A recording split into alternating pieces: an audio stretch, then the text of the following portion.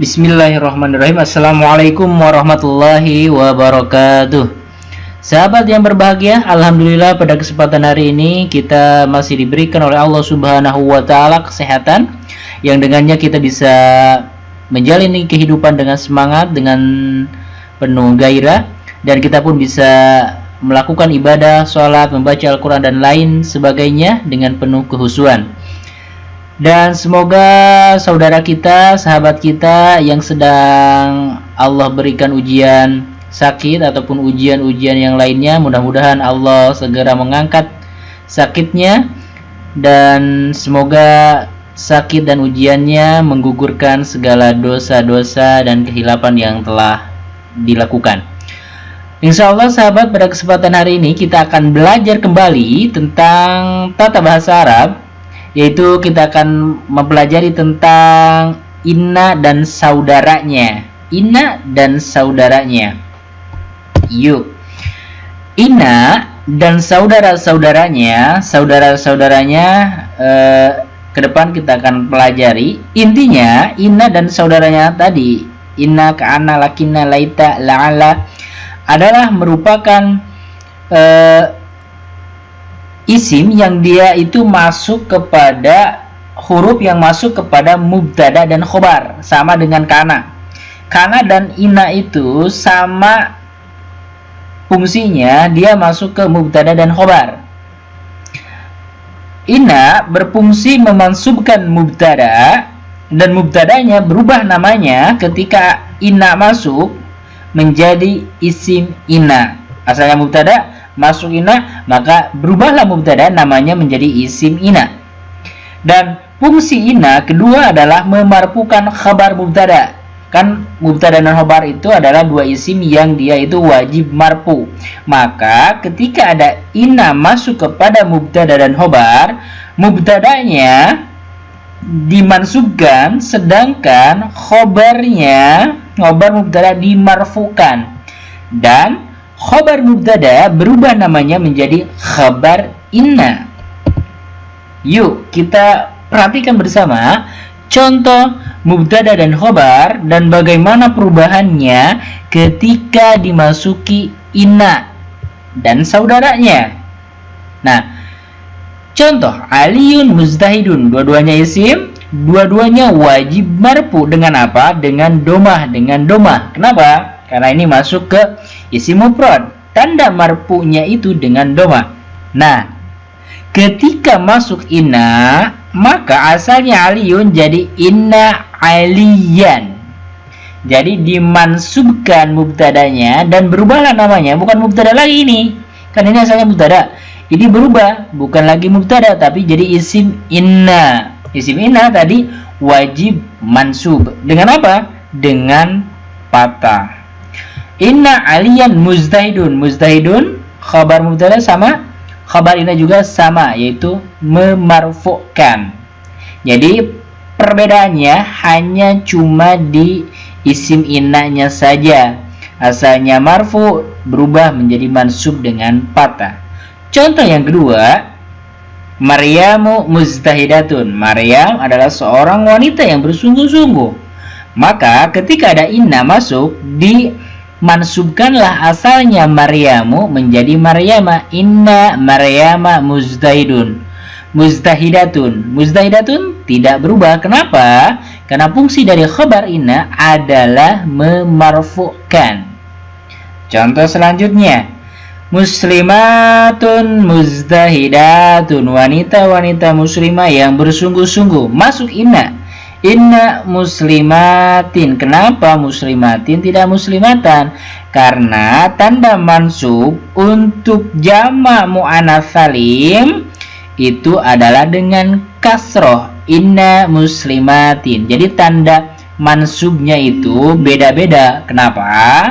Karena tergantung jenis isimnya. Kalau jenis isimnya jamak muannats salim, ya mansubnya dengan kasroh. Beda dengan musanna. Kalau musanna, tanda mansubnya itu dengan iya. Jadi beda-beda ya, ada dengan patah, ada dengan kasroh, ada dengan iya. Selanjutnya, Al-waladani mujtahidani, ini mubtada, ini khabar. Dua-duanya marfu? Iya, dua-duanya marfu. Dengan apa marfunya? Marfunya dengan alif, Kenapa dengan alif? Karena jenis kata ini adalah jenis kata musanna atau sesuatu yang menunjukkan dua, tandanya itu dengan alif nun. Nah, ketika masuk inna asalnya waladani jadi inna waladaini. Kenapa? Karena ini jadi isim inna. Isim inna, aturan dari sananya, aturan bakunya dia harus mansub. Maka dimansubkan. Dengan apa mansubnya? Mansubnya bukan dengan patah, bukan dengan kasroh, tapi dengan iya. Kenapa dengan iya? Karena jenis katanya ini adalah jenis kata isim musanna. Maka mansubnya adalah dengan iya. Sudah aturan bakunya. Mujtahidani sama mujtahidani. Kenapa? Karena khobar ina itu memarfukan khobar mubtada, sama, berarti tidak ada yang berubah. Contoh yang lain, muslimuna mujtahiduna, orang-orang muslim laki-laki yang bersungguh-sungguh. Masuklah ina, maka asalnya muslimuna jadi muslimina. Dia wajib mansub. Kenapa? Karena jadi isim ina. Mansubnya dengan apa? Dengan iya. Kenapa dengan iya? Karena jenis muslimina itu adalah jenis jama' mudzakkar salim. Jama' mudzakkar salim mansubnya dengan iya, muslimina.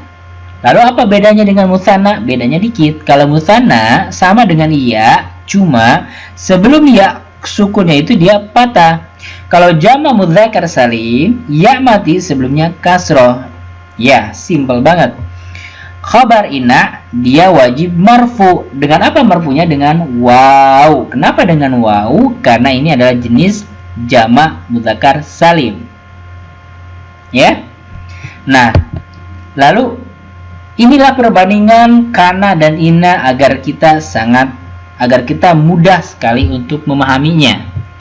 Poin pertama, kana dan ina dua-duanya masuk ke mubtada dan khobar. Ya. Inna dan kana dua-duanya masuk kepada mubtada dan khobar. Titik. Yang kedua, isim kana dia isimnya dimarfukan, kalau isim inna dia dimansubkan. Itu fungsinya. Kebalikannya. Jadi kana aliyun mujtahidan, khobar mubtadanya dimansubkan. Mansubnya dengan apa ini? Dengan patah. Kenapa dengan patah? Karena ini isim mufrad. Kebalikan dari inna. Kalau tadi kana aliyun, ketika masuk inna jadi inna aliyan, bukan inna aliyun tapi inna aliyan mujtahidun. Jadi kebalikannya. Kana maryamu mujtahidatan. Isim kana wajib marfu, mujtahidatan khobar kana wajib mansub. Kebalikan dengan inna maryama, asalkan maryamu jadi inna maryama. Kenapa? Karena isim inna wajib mansub, khobarnya wajib marfu, mujtahidatun. Kebalikan dari isim kana. Kana muslimatun mujtahidatin. Inna berubah, bukan inna muslimatun tapi inna muslimatin. Kenapa? Karena isim inna wajib mansub. Mansubnya dengan apa? Mansubnya dengan kasroh. Kenapa dengan kasroh? Karena ini jenis jama' mu'anats salim, jenis banyak untuk mu'annas. Mujtahidatun, khobar inanya dimarfukan. Kenapa? Karena sudah menjadi aturan bakunya. Contoh yang lain, kana waladani mujtahidaini. Waladani marfu, isim kana wajib marfu, khobar kana wajib mansub dengan apa? Dengan iya.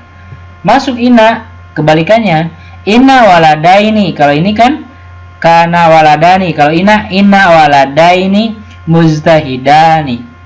Kana muslimuna mujtahidina. Isim kananya marfu, khobar kananya mansub. Inna kebalikan.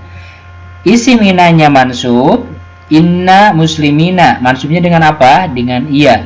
Khabar inanya wajib dimarfukan menjadi mujtahiduna. Itulah perbandingan sederhana antara kana dan ina yang mempunyai fungsi berbeda, ya, kebalikannya.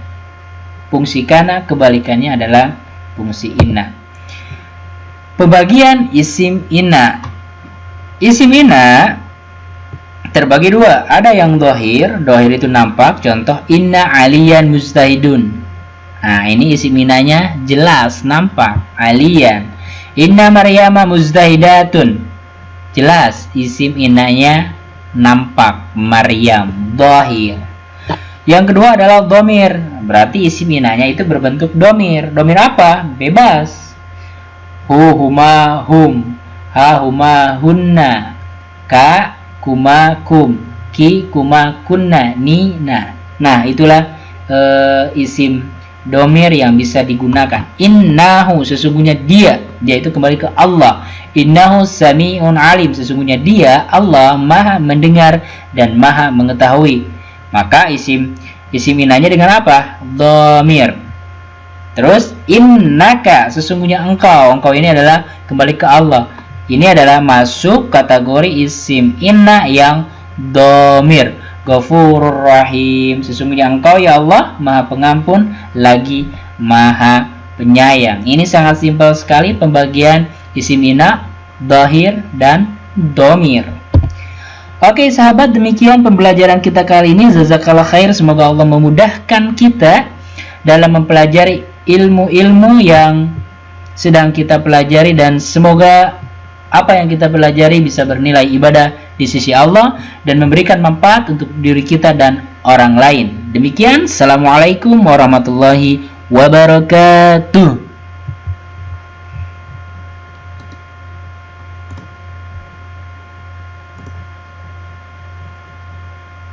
Guys, aku ada papa di dalam rumah. Ya, dome, dape, debol.